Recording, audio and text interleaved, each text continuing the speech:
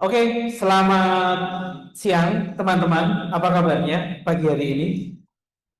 Mana senyumnya? Oke, terima kasih karena kalian sudah hadir untuk kita melanjutkan sesi pembahasan kita mata kuliah Business Ethics and Sustainability. Hari ini kita akan membahas satu topik yang menarik karena topik ini menjadi perhatian pemimpin global, baik pemimpin di negara-negara ataupun pemimpin di perusahaan-perusahaan. Baik, hari ini untuk pembelajaran di sesi yang ke-12 ini kita akan membahas tentang global sustainability.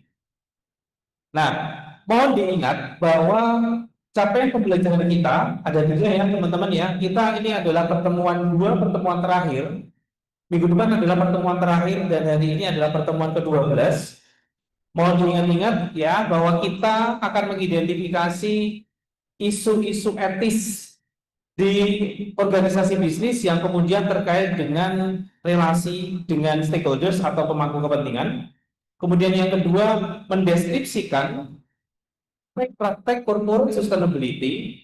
Nah, ini teman-teman mahasiswa ilmu komunikasi, tentu nanti Anda yang khususnya akan mengambil corporate communication, Anda akan banyak berkaitan dengan isu corporate sustainability. Bagaimana kemudian isu ini akan terkait dengan isu environment, sosial, dan juga governance. Ya, jadi teman-teman diharapkan untuk mampu mendeskripsikan isu-isu itu. Yang selanjutnya adalah mendesain program plan, ya, rencana program to support corporate ataupun brand sustainability yang berbasis atas pertimbangan-pertimbangan yang etis. Jadi ini teman-teman nanti kalian di semester ke-5 ya akan mulai mengambil streaming, baik yang mengambil brand communication ataupun corporate communication. Ini menjadi dasar kita untuk teman-teman akan semakin mendalami mata kuliah di dua streaming tersebut. Oke, next. Nah, jangan lupa bukunya tolong di-redeem ya. Ini sudah pertemuan ke-12. Pastikan Anda sudah meredeem dan baca buku ibu yang menjadi paket Anda. Ada dua ya, Business Ethics ya dari Dennis and Collins dan juga Anne Lawrence James Weber 2020. Nah, hari ini kita akan membahas tentang tiga outline. Yang pertama adalah competitive advance of green business, bicara tentang bisnis hijau. Lalu kemudian green energy, teknologi and jobs, dan juga green organization feature. Sebelum kita lebih lanjut, teman-teman pernah dengar nggak dalam keseharian teman-teman atau mungkin pernah baca ya segala macam hal yang terkait dengan go green. Ketika saya bicara tentang go green, apa yang langsung Anda ingat? Go green, apa yang paling Anda ingat? Boleh ya. Kalau dari aku sih mungkin kehidupan berkelanjutan, transisi ke energi terbarukan, terus juga ya sama aja. Terus juga selain itu, kayaknya itu aja deh kalau aku yang benar-benar bisa ngegambarin semuanya. Dua kata itu. Keberlanjutan. Iya, keberlanjutan. Oke. Bicara keberlanjutan ada di sisi sini ya. Ketika bicara go green, sering ya mendengar Itu kayak 3R atau 4R gitu Pak, kayak recycle, reuse, reduce, reuse. recycle. Oke. Baik, itu adalah bagian beberapa praktek ya. Ketika kita berbicara tentang isu go green, perusahaan-perusahaan itu hampir semua perusahaan ya, yang memang kemudian telah memiliki etika bisnis, dia akan bicara tentang go green. Bagaimana menuju ke praktek bisnis yang hijau. Bahkan ada go green. Kenapa kemudian kita mengenal istilah green banking? Bahkan di konstruksi pun, ini teman-teman kita, tetangga sebelah, teknik sipil itu juga bicara tentang green construction. Ya, beberapa juga bahkan teman-teman ini ada beberapa kakak kelas kalian yang sudah mau lulus ngambil TA, mereka ngambil sebuah TA bicara tentang kampanye green fashion. Ya, Di apapun industrinya, kita bicara tentang isu keberlanjutan. Yuk kita lihat bareng-bareng. Mari. Apa yang kemudian menyebabkan ya atau competitive advantage ya? Apa yang kemudian menjadi keunggulan kompetitif ketika perusahaan akan kemudian masuk dalam isu atau dalam praktek keberlanjutan dan bisnis yang hijau. Nah, ini ada sebuah, boleh balik lagi. Nah, sustainability, kita ingat ya teman-teman ya, dari John Ehrenfeld menyatakan sustainability defined as the possibility that human and other life will flourish on Earth forever. Yuk kita mulai mikirin bareng gimana bumi itu semakin panjang usianya, semakin banyak orang yang kemudian bisa hidup lebih lama di bumi. Pengen hidup lebih lama nggak di bumi? Pengen lah pasti ya. Pengen lah. Gimana kemudian kita tidak ya, kita tidak kemudian terpapar beragam polusi gitu ya. Karena beragam isu lingkungan hampir setiap hari menghiasi headline surat kabar kita. Oke? Boleh lanjut? Nah, apa sebenarnya competitive advantages of green business? Ya, mari dilanjutkan. Nah, business response to environmental problem has evolved over time and varies within a time period. Business environmental response can be categorized as one of the following. Jadi, jika kita melihat sejarahnya, isu go green ini tidak kemudian tiba-tiba muncul, tetapi ada beragam kebijakan internasional, kesepakatan pemimpin-pemimpin global, mulai dari Paris Agreement, Protokol Kyoto, sampai kemudian tahun 2015, teman-teman ingat tahun 2015 terbit SDGs atau Sustainable Development Goals, itu 2015. Tahun 2000 kita mengenal Millennium Development Goals ya. Nah, di titik ini kita bisa melihat ada beberapa kategori perusahaan. Pikirkan kira-kira Anda jika nanti suatu saat masuk ke dunia profesional, Anda akan masuk ke perusahaan dengan jenis apa? Yang pertama, eco-resistance, hostile to environmental regulation and science. Dia nggak peduli dengan bahwa lingkungan kita sedang bermasalah. Ilmu pengetahuan kita menunjukkan bahwa ilmu lingkungan kita menurun. Dia ampun. Itu tidak pertama. Atau kemudian eco-compliant, accept and follow the law. Jadi menerima bahwa semuanya ada hukumnya. Indonesia kita memiliki Kementerian Lingkungan Hidup dan tentu ada undang-undang lingkungan hidup di mana perusahaan tidak diminta untuk mematuhi, ya. Atau kemudian selanjutnya adalah jadi mengikuti aja. Oke, kita comply dengan regulasi atau hukum kita. Kalau misalnya Anda suatu saat bekerja di perusahaan tambang, Anda perusahaan oil and gas atau perusahaan perkebunan gitu yang langsung terkait dengan masyarakat sebagai praktisi komunikasi, meskipun teman-teman tidak ahli lingkungan, tapi teman-teman perlu memahami adanya itu adalah bagaimana kita membuat peringkat perusahaan-perusahaan yang melakukan praktek-praktek lingkungan hidup.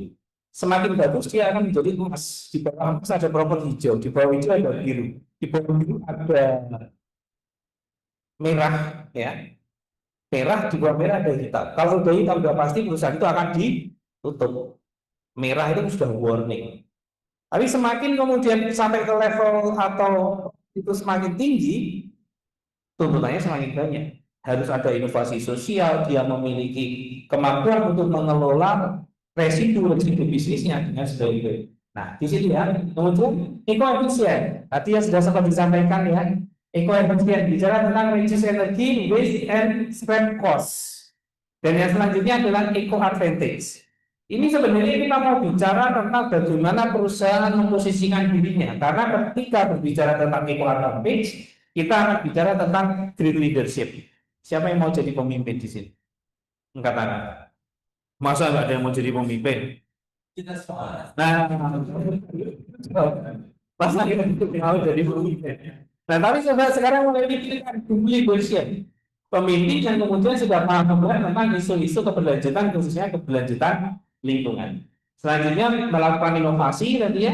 Ketika bicara tentang proper sudah otomatis ada di kita melakukan inovasi. Kemudian dan servisnya pun juga kemudian semakin berkembang. Kenapa ada tadi ya green fashion?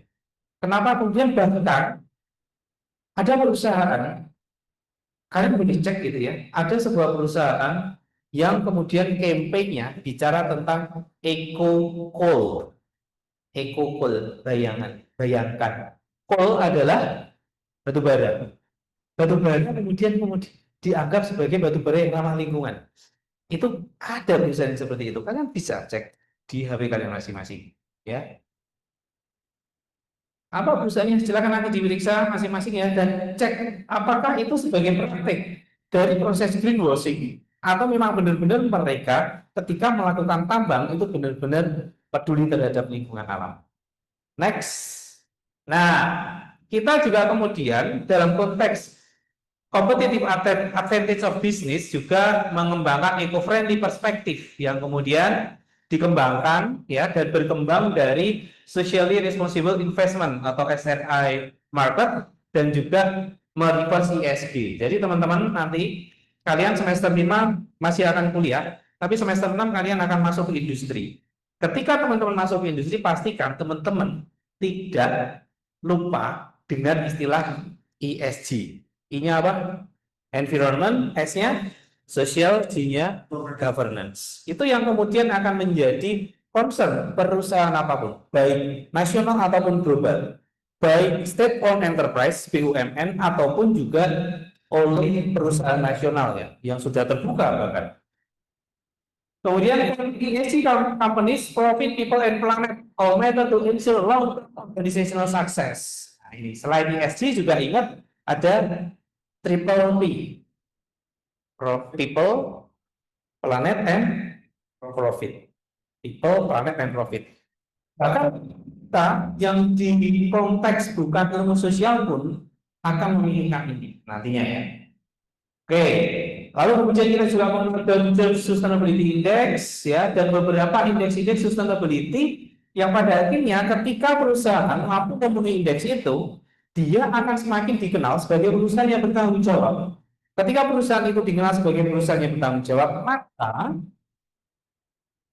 profit akan masuk. Karena apa? Tentu ketika sekarang ya dalam konteks global teman-teman ada yang disebut sebagai sustainable investor atau lebih tepatnya bukan sustainable investor, tetap responsible investor, di mana orang yang menginvestasikan ketika perusahaan itu memiliki praktek lingkungan dan praktek keberlanjutan yang baik, sehingga dia mau melakukan proses investasi. Termasuk tadi yang saya sampaikan, green banking. Apa sebenarnya green banking? Bank sekarang nggak mau sekedar hanya memberikan kredit, ya, memberikan pinjaman modal untuk asal perusahaan. Kira-kira Mas yang berkacamata, kira-kira bank mau memberikan kredit kepada perusahaan yang seperti apa? Percaya. Yang terpercaya pastinya gitu. Yang percaya? Yang ya, kalau apa sih kredit di banknya juga bagus itu reputasinya gitu. Oke. Iya. Salah satu reputasi bisa dibangun dengan Kalau kan kayak pembayaran itu kan harus apa ya? Kayak pembayarannya harus kayak selalu tepat waktu gitu, tepat gitu loh. Sama ya harus bisa mampu membayarnya gitu. Oke, thank you. Nah, ketika berbicara tentang reputasi, sustainability index ini akan membantu perusahaan untuk membangun reputasi yang baik terkait dengan isu keberlanjutan. Sehingga tadi kepercayaan dipercaya oleh investor. Salah satunya apa? Perbankan. Anda perusahaan startup atau perusahaan apapun itu, ketika Anda kemudian mencoba untuk membangun sustainability index Anda akan kemudian ketika masuk ke bank mana coba lihat. Wah, beberapa termasuk 2 hari yang lalu saya ketemu tetangga saya, ternyata dia bekerja di bank dan dia bicara, oh betul Pak, sekarang kita nggak bisa untuk kemudian langsung ngasih kredit asal-asalan, nggak bisa kita hanya bagikan. Kalau salah satu sumber pemasukan bank itu ya kredit ya, semakin gede kredit semakin gede dia dapat pemasukan. Tapi dia ngomong kita nggak bisa sembarangan untuk ngasih kredit, tapi benar-benar tadi perusahaan yang terpercaya, perusahaan yang bereputasi termasuk memiliki praktek keberlanjutan yang baik. Oke, next. Nah, oke, sekarang coba bisnis ini ya. Kita akan coba berdiskusi, teman-teman ya. diskusikan dengan teman-teman Anda gitu ya. Ketika berbicara tentang menjadi perusahaan yang berperspektif eco-friendly, kira-kira apa sih tantangannya? Ya, apa yang kemudian menjadi hambatannya? Kira-kira apa kalau menurut kalian? Atau Pak, oh ini semuanya akan eco-friendly? Atau sebenarnya ada tantangan? Kira-kira apa yang membuat tantangan? Produksi, Pak. Oke. Mungkin biasanya kalau perusahaan udah nerapin apa tuh namanya supply chain yang hijau, itu biasanya kan otomatis kan biaya cost produksinya kan akan naik karena perusahaan akan lebih selektif. Nah, biasanya di negara-negara yang awareness terhadap lingkungannya kurang, mungkin itu jadi tantangan karena mungkin mereka bakal beralih ke produsen yang lain gitu yang bisa nawarin murah tapi dengan proses produksi yang bisa dibilang tidak berkelanjutan. Mungkin itu sih Pak dari aku. Oke, ya produksi ada lagi. Teman-teman, kira-kira apa hambatannya? Atau tantangannya? Sebuah perusahaan kemudian enggan masuk ke isu eco-friendly. Apa sih beratnya menjadi sebuah perusahaan yang ramah lingkungan? Karena tidak mudah gitu ya. Apalagi perusahaan-perusahaan yang pada masa sebelumnya tadi ya, dia masih hanya ngejar P aja, profit, profit, dan profit. Karena stakeholder pertama perusahaan adalah investor. Nah, ketika kita harus menyenangkan investor ya sudah, yang dicari profit terus, sehingga agak sulit. Nah, di situ akan bicara tentang keputusan strategik, gitu ya. Kebijakan perusahaan mengambil kebijakan keputusan yang strategik untuk melakukan aktivitas atau program-program keberlanjutan. Nah, selanjutnya ya, teman-teman ya, ketika kemudian the business case for superior environment performance is based on 5 faktor. Jadi ada beberapa faktor yang perlu kemudian diperhatikan. Yang pertama adalah revenue generation, bagaimana kemudian perusahaan tetap mampu tadi ya, tetap efisien, tapi juga mendapatkan pemasukan, itu tantangan yang sangat besar. Kemudian cost reduction, mengurangi cost tadi ya, biaya produksi ataupun biaya yang lain ya, yang sifatnya non produksi. Kemudian memitigasi risiko, karena tentu akan ada beberapa risiko di mata kuliah yang lain, teman-teman belajar tentang krisis dan juga risiko. Mata kuliah ini tentu ada kaitannya dengan mata kuliah yang lain, jadi please berpikir secara sistemik sehingga teman-teman mampu untuk melihatnya sebagai gambaran yang utuh. Lalu kemudian adalah employee relations benefit. Karena ketika bicara tentang crew green, kita juga perlu mendidik internal kita, gitu ya. Caranya apa? Gimana misalnya kita ngomongin reduce, reuse, recycle. Kalau kemudian karyawan Anda nggak terbiasa memilah sampah, mungkin nggak terjadi reduce, reuse, recycle. Nggak mungkin. Perlu dididik. Sehingga kemudian perlu pada akhirnya ya, kalau kita sudah sampai pada tataran program, teman-teman bisa mengembangkan program-program tadi salah satunya pendidikan ke karyawan untuk sadar awareness, dan itu sebenarnya bisa diklaim sebagai part of CSR program. Kemudian community relation, memberdayakan komunitas sekitar. Contoh yang menarik adalah Kompas. Kalian tahu Kompas ya? Kompas Gramedia itu dekat dengan kampus kita yang di Kemanggisan. Mereka mengembangkan agar sisa-sisa limbah, kan mereka punya limbah. Kira-kira kalau Kompas limbahnya apa? Kertas. Gimana mengoptimalkan kertas? Pada akhirnya apa? Memberdayakan kelompok masyarakat di sekitar perusahaannya di Palmerah, kelompok ibu-ibu, untuk kemudian apa? Bikin kerajinan dari kertas bekas atau koran bekas, sehingga memiliki nilai ekonomi. Dan di titik itulah kemudian apa yang disebut sebagai circular economy akan terjadi. Next. Nah, ini adalah bicara tentang green energy, teknologi, and jobs. Nah, ketika berbicara tentang renewable energy, teman-teman, ini juga bagian dari green business. Kenapa kemudian hari ini banyak sekali perusahaan-perusahaan industri otomotif yang kemudian beralih dari bahan bakar fosil. Bahan bakar fosil itu apa kalau ke otomotif ya? Minyak bumi, betul. Ke sumber energinya menjadi listrik. Tapi kalau di Indonesia masih problematis ya. Itu menjadi tantangan selanjutnya karena listrik kita dihasilkan dari Minyak fosil. listrik kita dihasilkan dari kebanyakan dari apa? Listrik yang kita pakai ini. Sumber energinya apa? Batu bara. Kita masih berasal, listrik yang kita gunakan adalah dari batu bara. Sebenarnya sama aja. Anda beli nih mobil listrik apapun mereknya, ketika kemudian Anda ngecas di rumah, sumber listrik kita dari batu bara yang pada akhirnya balik lagi ke energi listrik. Tapi ada yang menarik, yang kemudian diam-diam dikembangkannya. Jepang mengembangkan sebuah teknologi menggunakan apa? Hidrogen, air ya, untuk menjadi menghasilkan listrik gitu ya. Dan itu beberapa kalangan ya, beberapa rekan yang kemudian sempat studi banding ke Jepang, wah kalau baterai dan segala macam itu merusak karena pada akhirnya kita ngambil dari nikel dan segala macam gitu ya. Oke, prinsipnya adalah bagaimana kita akan berubah yang kemudian bertransformasi dari fossil fuel ke renewable energy. Which are natural process continuously reproduced by nature at a higher rate than they are consumed. Business also play a key role in developing affordable renewable energy technology. Jadi mengembangkan teknologi-teknologi baru, ya. Such as energy storage battery and the creation of energy efficient product like solar panel.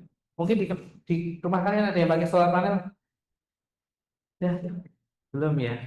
Sama, saya juga belum. Tapi itu menarik ya kalau kemudian ini ya bisa menggunakan solar panel gitu ya. Lalu kemudian kalau di Indonesia dengan geografi seperti ini, sumber daya angin ya atau bayu, geothermal banyak, hidro menggunakan air, kemudian biomas, biomas tahu ya, pupuk betul dari kotoran-kotoran hewan itu kemudian bisa di beberapa komunitas masyarakat mereka menggunakan kotoran hewan untuk menjadi bahan bakar. Ya, khususnya tapi lebih ke konteks pedesaan kalau biomas ya. Kalau di konteks urban seperti kita di sini, nah nanti coba teman-teman sambil mencari best practice-nya seperti apa.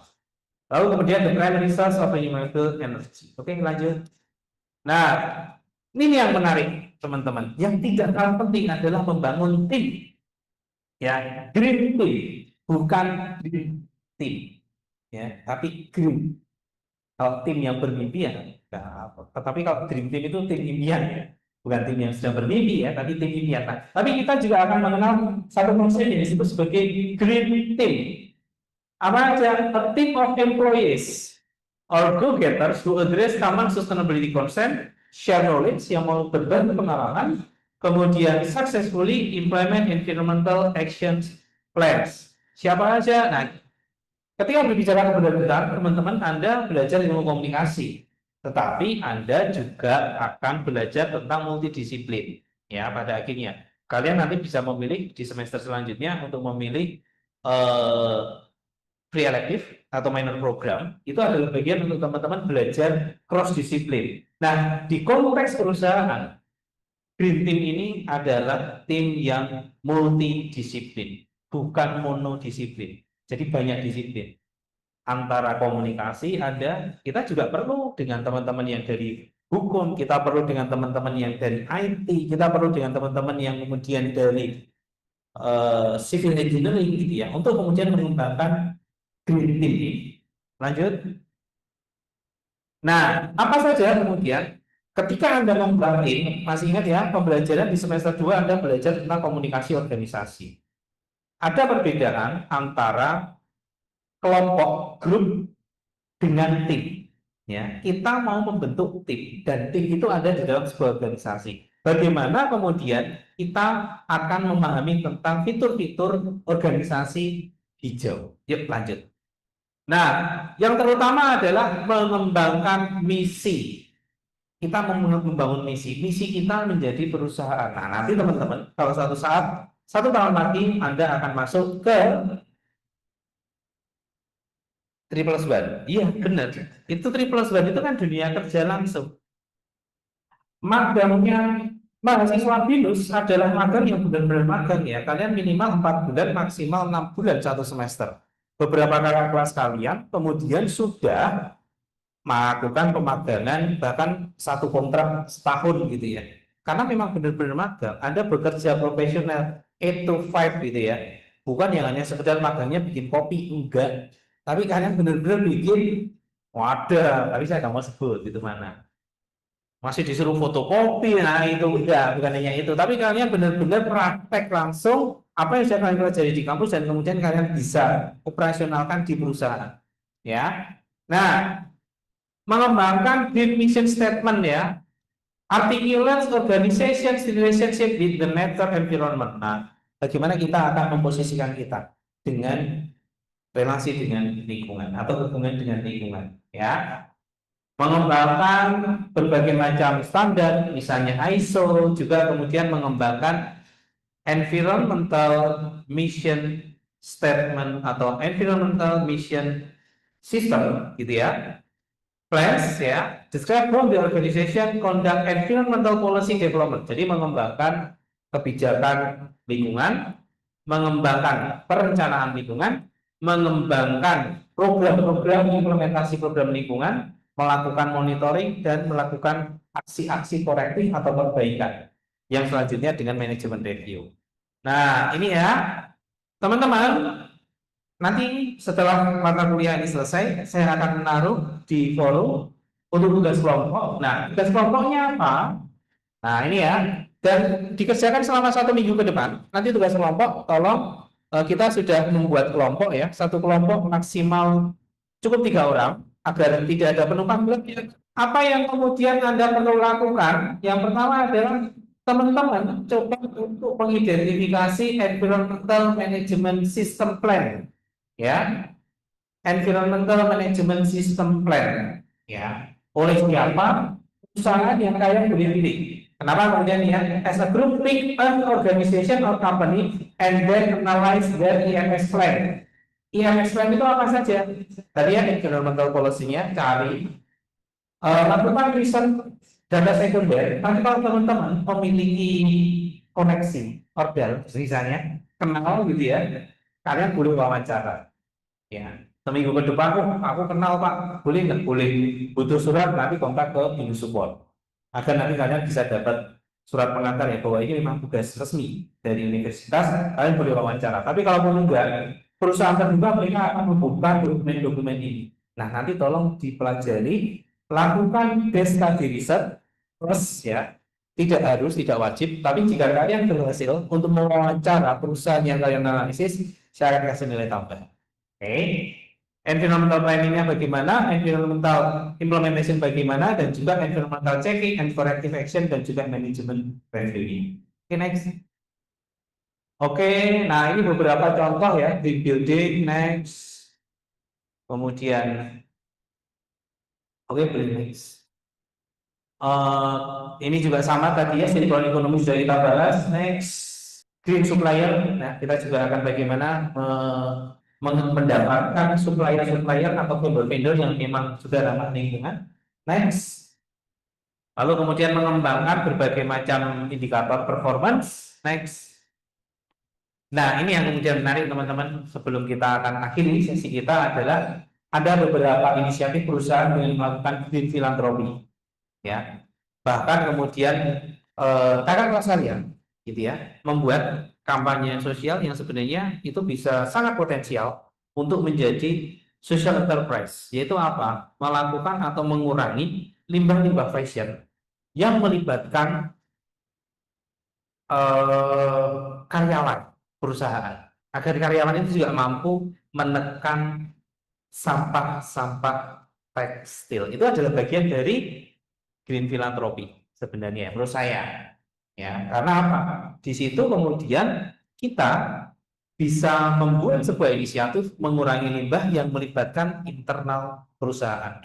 Teman-teman yang terkait dengan corporate communication, kalian akan belajar tentang internal communication, dan di titik itu kita bisa memberdayakan internal perusahaan. Oke, next.